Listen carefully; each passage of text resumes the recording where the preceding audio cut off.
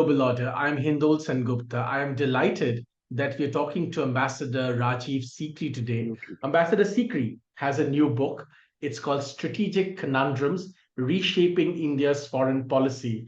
The ambassador, of course, had a long and distinguished career, including as a secretary in the Ministry of External Affairs. I am delighted that he has joined me in conversation. Ambassador, thank you for your time. My pleasure. Thank you for inviting me to your program. I want to begin by talking about, Ambassador, something that's really in the news: India's relationship with America. Constantly hot button sort of issues are being pressed in as far as America commenting about internal politics, about religion, all kinds of things, culture. But in a different parallel stream, the relationship really is strengthening, many would say. The latest SOSA agreement being a clear example. Your comments. Well, the America's relationship has always been a difficult one over the decades.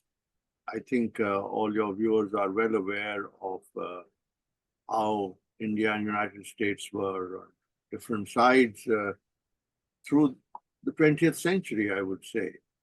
And the United States took positions on issues of our vital interest that we were unhappy about, and understandably so.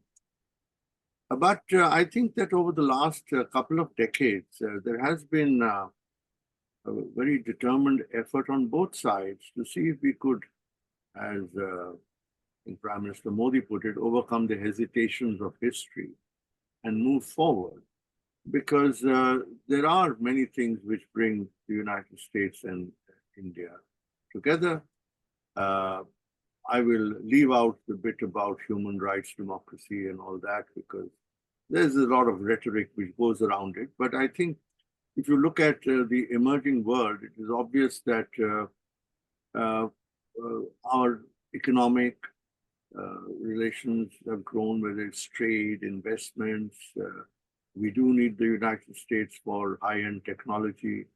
There is a tremendous people-to-people contact between India and the United States. I think there are 4 or 5 million people of Indian origin who are living and working in the United States. And then in recent years, there have been shared concerns about what the rise of China means for both countries.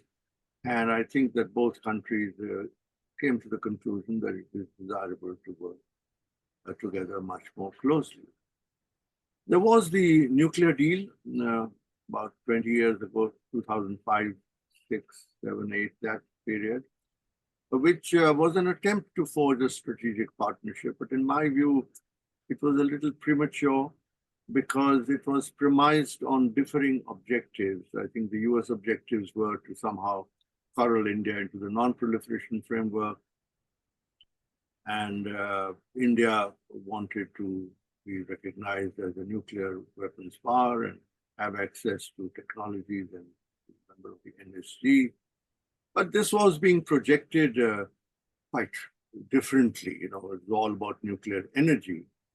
And I think that is why it fell through the cracks, because there was a certain inconsistency on both sides. But nevertheless, I think that deal did serve a purpose, because it showed that we can and must work together, provided there is proper public support, there is a commitment of the leaders, there is a more equal relationship in terms of power, and that you need to have defense and security which would follow a good strategic understanding rather than drive the relationship.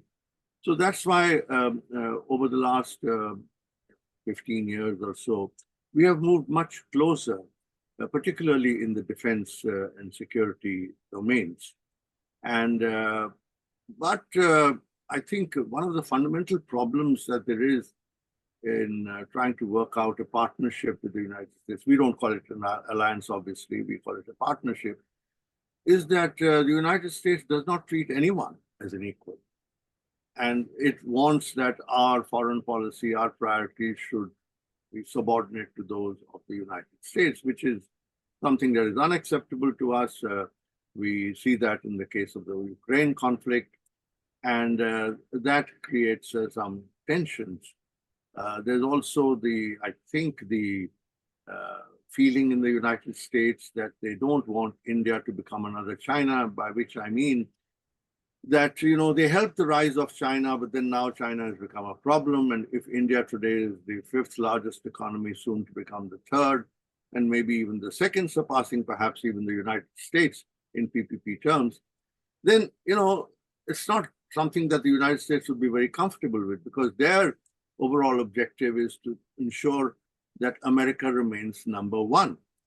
So I think that there are converging interests, but there are also differences arising out of self-perceptions in both countries that we want to follow an independent policy, and beyond a point we will not do it. There's also our own traditions and heritage and so forth.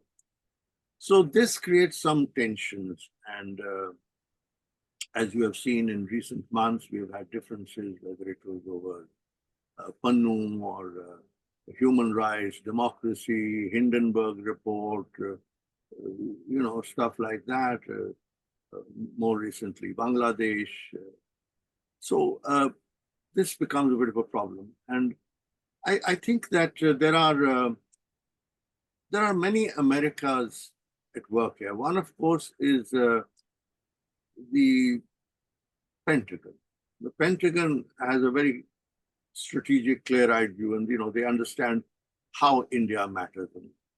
But then you have a lot of people in the State Department and think tanks and academia, congressmen and senators who feel differently, who are subject to pressure from different lobbies. And they're always trying to ensure that there's always some leverage on India at some point, so that India does not stray too far from what the United States believes it should be US policy. I don't know if I've answered your question. I'm going to take this point forward, Ambassador. Talk to us a little bit, and that's been a lot of debate around this. How will things change if a Kamala Harris presidency happens or a Trump presidency happens? Now, the assessment in many quarters in India is that perhaps, even though Trump, was, at least now, perhaps many people say he's contained himself a little more, was a bit of a loose cannon. There were all these tariff issues and so on and so forth. Perhaps Trump would, in a sense, be better for India rather than a Harris presidency. A Harris presidency, in a sense, would rake up a lot of DEI, what is known as DEI now around the world, diversity, equality, and so on, inclusion issues, as America sees them, often projected on cultures that have very different insignias and different meanings. But all of this will be raked up, and many of India's old sort of, antagonists will get encouraged. Now, this is an assessment. I wonder where you stand and what you think will happen if a Harris presidency or a Trump presidency happens. I understand, of course, that at a fundamental level, like you said, at a Pentagon level, perhaps, the strategic relationship would continue, but the noise might increase, Ambassador. Well, I think historically, it has been India's experience that Republican presidents have been perhaps a little better for India than Democratic ones. But it's difficult to say. Now, as far as Mr. Trump is concerned, I think one advantage or factor which we can keep in mind is that we have dealt with him. And I think that we weathered those 4 years reasonably well. Mr. Trump is a businessman, and I think that it's maybe possible to cut deals with him. I do agree that there could be some pressure on things like trade, immigration, stuff like that. But then, he has been far tougher on China. He's the one who really started the really tough line on China. which is, I suppose, coincides with our interest.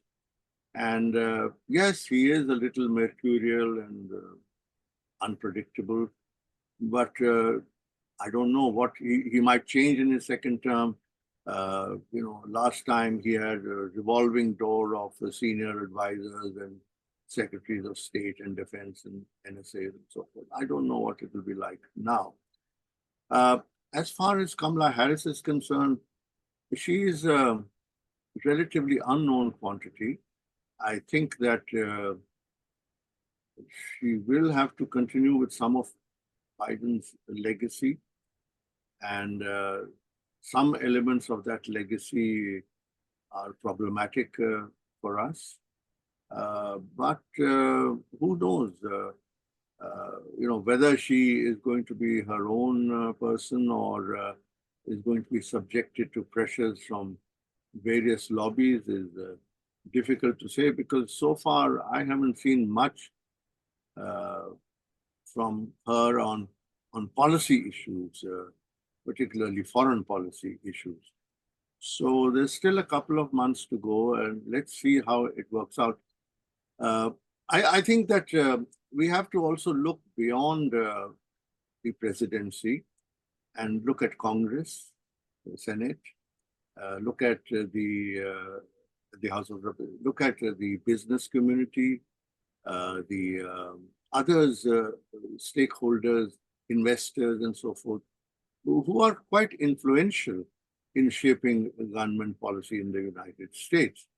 So we have to, have an all of society approach to the United States and not rely only on the government or the presidency, because that I don't know what kind of a role the Indian community might play in this matter, because in some respects they are quite influential. There are many people of Indian origin who are heading important companies and banks and so on and so forth. I don't know if they see themselves playing some kind of a role in ensuring that India and the United States remain on the same path. After all, you do have the example of another community, that is the Jewish community, and how that plays a very important role. I'm not saying that the Indian community can or should play that role, but I'm just suggesting that there is some way in which we can and perhaps should try to influence thinking in the United States in a direction that makes for a more stable long-term. I want to now move a little bit to our neighborhood, if I may, Ambassador. Would you like to take a moment to have a glass of water, sir? Yeah. I would like to move, therefore, to something closer home, our immediate neighborhood. All our borders, Ambassador, are or seem to be in a bit of a flux today. Of course, the border with Pakistan never stable, China unstable and in a stalemate for a long time, several years now. And the only place which had some semblance of sanity also going up, in flames in some senses. The attacks, of course, in Manipur continuing very, very unstable. And of course, now Bangladesh. Bangladesh, of course, again, major issues cropping up now with the Sheikh Hasina government falling and a new interim government. And already lots of reports coming in of attempted incursions from Bangladesh. Some of these are refugees, some of these are Hindus who have been attacked, all kinds of people. So we're in a real fix, and many people believe that we are now, in a sense, for all practical purposes, facing a two-front war, maybe a two and a half, as it's popularly sometimes said in the military, a two and a half front war. We used to talk about it as an internal sort of, the Naxal movement being the half, but now, of course, there's also this, northeastern and eastern borders. Talk to us a little bit about how you see this very difficult scenario. Mm. Well, the neighborhood, I've dwelt at great length on our neighborhood in my book, and because I do believe that a stable and prosperous neighborhood is essential for India to be able to play a larger role in the world. It's also a question of our security. I think our government does recognize this. Therefore, we have this neighborhood first policy. Now, how do we tackle our neighbors? I think it's not just a question of what India does, but there are some objective factors and a framework which determine the state of India's relations with its neighbors. And the point that I've tried to make in my book is that our neighbors today are actually quite artificial entities which emerged only in post-partition India. And there is a fundamental dilemma and a problem dealing with neighbors because, they are trying to reconcile their multiple identities. One is the identity which goes back centuries, if not millennia, which is very closely linked to India. The way of thinking, life, food habits, etc. It's all very similar. You don't really come across any sharp divide. There are no natural geographical boundaries between India and its present neighbor. And how to reconcile that with the modern nation states that all our neighbors have become, where, as an expression of their identity and nationalism, they have to seek to distance themselves from India because otherwise it's very difficult for them to say, okay, how are we different from India? So when you try and distance yourself from India, it then translates gradually at times into anti-Indianism and then goes sometimes a step even further where anything that goes wrong is blamed on India. Now, this will be not an easy problem to solve. And therefore, my own view on this is that we have to deal with neighbors with a lot of sophistication and understanding. One, we have to recognize their independence, sovereignty, so forth, and treat them as sovereign nations, give them all the respect that they deserve as one. I think we also have to be very generous with our neighbors and their development, looking at projects which meet their interests. So they're also which are seen to be meeting their interests, not projects which are benefiting India. I think we need a lot more interaction with them. Fortunately, it is much better over the last few years than it was over many decades, where you should have more visits, more informal exchanges, involve them in discussions. Our leaders go and meet people all around the world. We could share with them our perspectives on the global situation. But having said, and I think in general, if I were to summarize it, I would say from an economic perspective, we should treat them like we might treat an Indian state. Okay, because most of them are like small Indian states or sometimes like a larger Indian state. So we have to, for the sake of our stability, security, so, okay, we will help you in growth because that's in our interest and in your interest for both countries.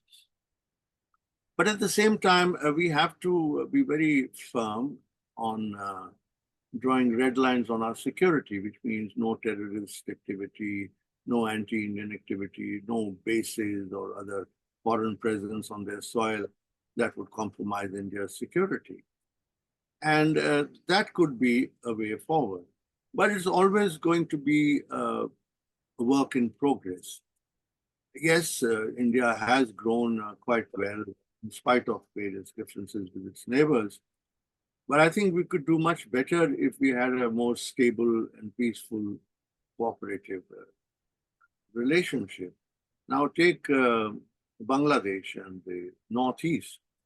The Northeast has prospered because over the last 15 years when Sheikh Hasina was in power, she took a decision that she would not follow any policies that undermine India's security. And that has helped us to develop the Northeast, and also it has helped Bangladesh because we've given a lot of assistance there. There, power links, transport links, pipelines, and so forth. A lot of assistance is there. So I think that way we can try and convince them, because ultimately they also have to think, what is in our interest? That are they going to grow with India, or are they better off without India? And logically, it doesn't seem to make sense for them to imagine that by having a hostile relationship with India, they would be better off, or by letting China in. And we've had a few cases where, after a while, the countries concerned have realized that it's in their interest to have a good relationship with India. Take the Maldives. We had a year ago a lot of apprehension about the direction in which the Maldives was going. But now we've seen over the last few months that things have stabilized, and they realize it. Because in this turbulent world, who is the anchor for them? I mean, if there's a flood or a famine, or there's a COVID, or you have a financial problem, who is there to help? And who is the most proximate, which is the most proximate country? So we also have to count on our neighbors, thinking a little differently.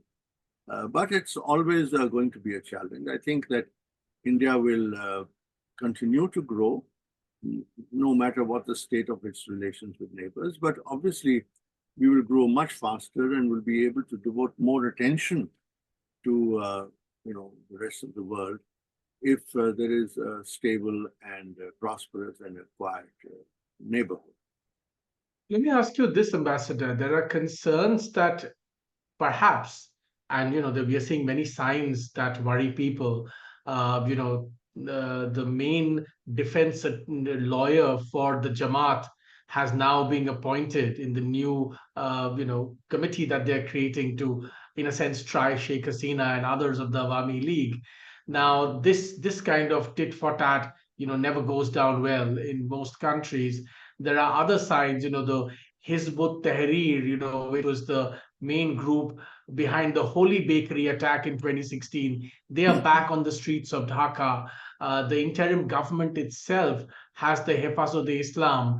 Now, you would have heard that there is and you allude to the commonalities and differences and the unique Bangladeshi psyche in your book. And many of this is playing out in real time, as of course, there is a big debate in Bangladesh now on whether they should keep Rabindranath Tagore's anthem and even the national flag the way it looks, or change it. If Bangladesh, as some people worry, goes down perhaps not as far as Pakistan, but goes down the path that Pakistan has gone, how should India respond to that, Ambassador? These are early days. What you have said, just outlined, I think only brings out that the influence of the Islamists in Bangladesh is huge, and they appear to have been the driving force behind this so-called second revolution that Muhammad Yunus is talking about. And that is indeed somewhat worrisome for us, because of course it would impact the Hindus and other minorities in Bangladesh, and we certainly don't want a repeat of 1971, where millions of refugees streamed across the border. So there is also the fact that the Islamists represent that section of Bangladesh society, which was against Sheikh Mujib and the liberation of Bangladesh. They had more of a Pakistani mindset. So I don't think that mindset has left, doesn't seem to have left all the Bangladeshis. And so there are people in Bangladesh who seem to be quite happy to work together with Pakistan, which I understand is now very active in Bangladesh in trying to revive the relationship. I think that it's it's a troubling time. Uh, it seems to me that the interim government is not really in control, and things could spin out of control quite rapidly. The anti-India rhetoric, uh, I hope, will calm down, because that is not going to uh, create a favorable atmosphere for India Bangladesh relations. Uh, we just have to be a little patient and wait, because I think what has happened over the last 15 years is that a lot of interdependencies have been built in. Bangladesh, the social and economic indicators have improved hugely. The per capita income, the social indicators, education, health, and so forth. Sometimes better than India also. And that is because their economy was growing, their exports were there, but it was also dependent on getting inputs from India, whether in terms of yarn or cement or the medicines, Or even electricity supply. absolutely electricity, gas. So I if believe Bangladesh owes more than $500 million to the Adanis alone. absolutely, so if they want to have an antagonistic relationship, I don't know where they will get all this from, and therefore I would hope that this either it's in their interest. Uh, what is, I think, a little worrisome for us is that if the Bangladeshi regime, let me put it that way, because I don't know what is the legitimacy of this interim government. If they give support and encouragement to anti-national elements to fish in the troubled waters of the Northeast, that would be hugely problematic for us, and we will have to guard ourselves against that. I think that is why we have now kept our borders with Bangladesh firmly closed. We have a restricted visa to Bangladeshis. Now, that is going to create a problem for the Bangladeshis themselves, because, as you know, about a couple of million visas were issued every year, and maybe there are a lot more who came in, informally and illegally. So there could be a health crisis. There could be. I think the Bangladeshis were quite dependent on India in many respects. And it's a dual dependency. There's the Northeast, which is dependent on Bangladesh, and they feel that they are Bangladesh locked, and the Bangladeshis are India locked. So we really have to try and work out something, because it's a very vital neighbor. It's our most populous neighbor with which we have an open or semi-open border. So the nature of problems is very, very complex. And we will have to devote a lot of time and energy. And hopefully the Bangladeshis also realize that it's not in their interest to have an antagonistic relationship with India, because given the situation right now, I mean, I don't think that anyone wants, and I hope the Bangladeshis also understand it, that Bangladesh should descend into some kind of a chaos. There's no sign of elections being held, and the judiciary has been eviscerated. On what basis? I don't know. So it's all very troubling, but it's only been about a month since the second revolution or the second coup happened, whatever you might call it. And I think that we'll have to just wait a little bit and keep a very, very watchful eye. Let's turn our gaze now, Ambassador, to an area that you know very well personally, Central Asia. Not enough is spoken about India's relationship with Central Asian countries, even though that area is becoming more and more urgent and important, not least because of the Ukraine war, and of course, because of the projections both Russia and China are doing in that region. Uh, should India do more in Central Asia? Can India do more in Central Asia? If yes, what? Well, this has always been a question in my mind, because as you know, I was ambassador in Kazakhstan for That's right. 4.5 years. And this was the question. Now, the problem in dealing with Central Asia is that we have no access to Central Asia, direct access. And that means that our trade and so forth is uncompetitive there. Two, I think that these countries, as they have emerged as independent countries, their priorities have been, how to ensure stability, survival, the security, and so forth. And India can't do much in that direction. Also, our trade and industry, they don't look at it as a great market because it's relatively small, and they're focused on, what we can do with other parts of the world, the Gulf, East Asia, Southeast Asia, America, Europe, and so forth. So I think this has been a fundamental problem. But in having more people to people, we've tried various transit routes via Iran, not quite worked out. We continue to try with this international north-south transit corridor, but the Afghanistan-Pakistan route is closed for the moment. I don't see that changing anytime soon.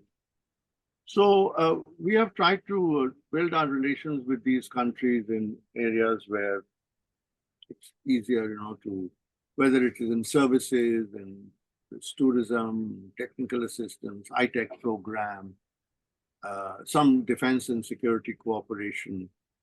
And the Prime Minister did visit all these countries, and now we engage with them within the regional frameworks like the SCO, the SICA.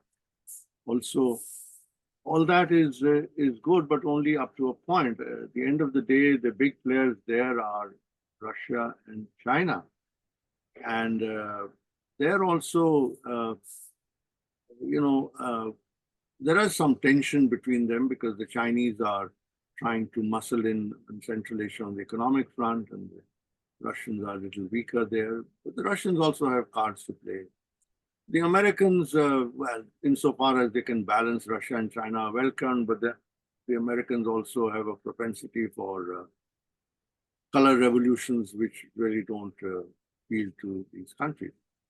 I think it is in India's interest that there should be some kind of a balance in Central Asia. We really don't want that Central Asia should be dominated by one large power.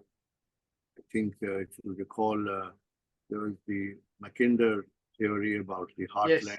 the rimland. Mackinder versus Mahan, the famous debate. Well, Mackinder versus Mahan, but if you just take Mackinder as a whole by itself, that you really don't want one power to dominate the heartland.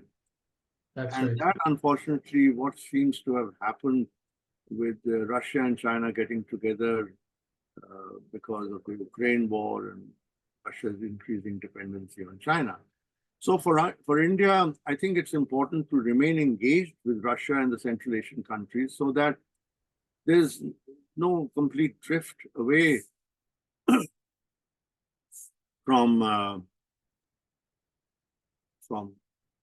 our interest is to see that, given the state of our relations with China, I think it's in our interest that Russia should have a stronger presence there. And therefore, I believe that India should be working in tandem with Russia.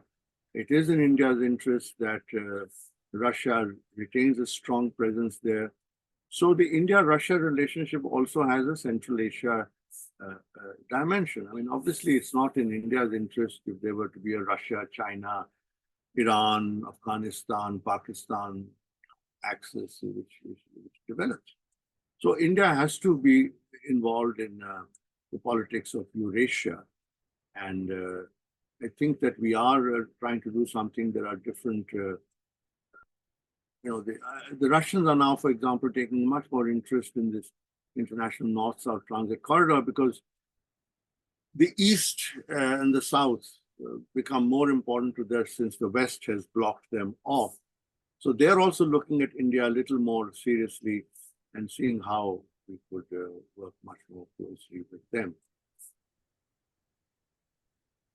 Brings me to my last part of this conversation, Ambassador, which is, in a sense, interconnected because, of course, it's about Tibet and the future of the Tibetan Buddhist movement after His Holiness the Dalai Lama. Now, of course, His Holiness has said that, according to him, he will at least be in his bodily self, so to speak, at least for the next maybe 1 or 2 decades. But there is a lot of talk about China trying to muscle in what they did essentially with the Pancham Lama, essentially ensuring that there is a Chinese, Dalai Lama who's propped up instead of somebody coming from, India or somewhere else. Now, His Holiness has made it very clear that he definitely believes he will not reincarnate or will not be reborn in Tibetan Buddhist tradition within Chinese territory. It will be outside. However, all of this is in flux, and there seems to be a real contest between India and China to control, or not control, but at least to intervene and have some say in global Buddhism. India, of course, has its big global Buddhist summit, and now the Chinese have propped up their own global Buddhist summit a few days ago. How do you see all of this, and what do you think will happen in a post Dalai Lama scenario? It's become messier, no question about it. What you have outlined is obviously a scenario, and uh, I don't think the Tibetans within Tibet or outside are going to accept any China-installed Dalai Lama. And there may be no Dalai Lama also, as His Holiness has said, or you could have somebody who is there in Tawang, in Dharamsala, in India, in America. It could be anywhere. And this will create a problem in India-China relations, because I don't see ourselves as recognizing any China-installed Dalai Lama who is going to be a puppet and would no doubt disappear as the Pancham Lama did. China installed Pancham. So, the Tibetan question is a very important one in India-China relations. And I think that it centers around the fact that Tibet, and I think that this is a point we should constantly keep emphasizing, not just at the governmental level, but also at the public level and through various think tanks, academia, media, and so forth, that Tibet has always been an independent country.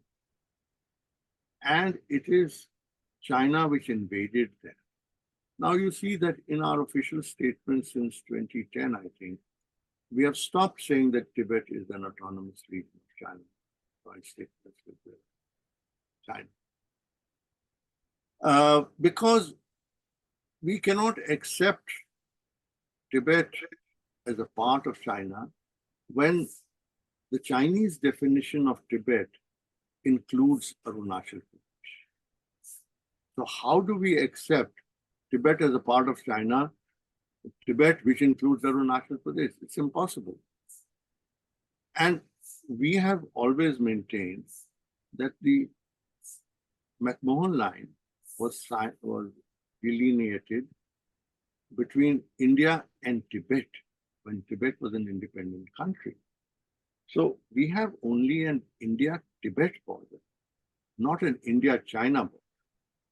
And I think this is a point which should be repeatedly emphasized, because I think it is in India's interest to delegitimize the Chinese occupation of Tibet. Yes, we did make mistakes in the 50s and subsequently, where we accepted the Chinese takeover of Tibet and East Turkestan, which has had always very close connections with Kashmir. The Kashmir Raja had rights there. And that has become, the link, the geographical link between Pakistan-occupied Kashmir, Gilgit-Baltistan, and the Chinese-occupied East Turkestan, and is where this China-Pakistan economic corridor functions, trying to function. So we should not be, and we should not be hesitant about it, because the Chinese don't recognize many parts of our territorial integrity. And I think late Sushma Swaraj-ji as minister made the point that, you ask us to recognize one China, how about recognizing one India? So I think these questions of China not recognizing India's territorial integrity should be matched by India questioning China's territorial integrity also. Because one China is not just about Taiwan, it is also about the territories that they've occupied. This is one of the reasons why we never signed on to the CPEC or the BRI, because the CPEC is cutting through territory which we claim as our own. So the success of the BRI is not in India's interest. And there are, of course, many objective factors which are undermining the BRI, which is its unviability, the problem in Balochistan and Gwadar in particular, and so forth. But it's not in India's interest, because my fear is that if the whole BRI project is successful, then China would be able to set the terms for new standards, new global standards, institutions, and so forth, which is not in our interest. So Tibet, in my view, is at the heart of the India-China dispute. And if you would have noted, I have titled my chapter Tibet and China, deliberately so, because I do wish to emphasize that the Tibetan factor in India-China relations is absolutely critical, also for the boundary issue. Now, on the boundary issue, I don't see any early resolution, or because the Chinese want to keep us bottled up there, because it's, our resources and armed forces are there, and it prevents us from, reallocating resources for development. And besides, now, over the last 15, 20 years, the public positions of the two sides have become so wide apart that it's going to be very difficult politically for either China or India, any government there, to find a solution.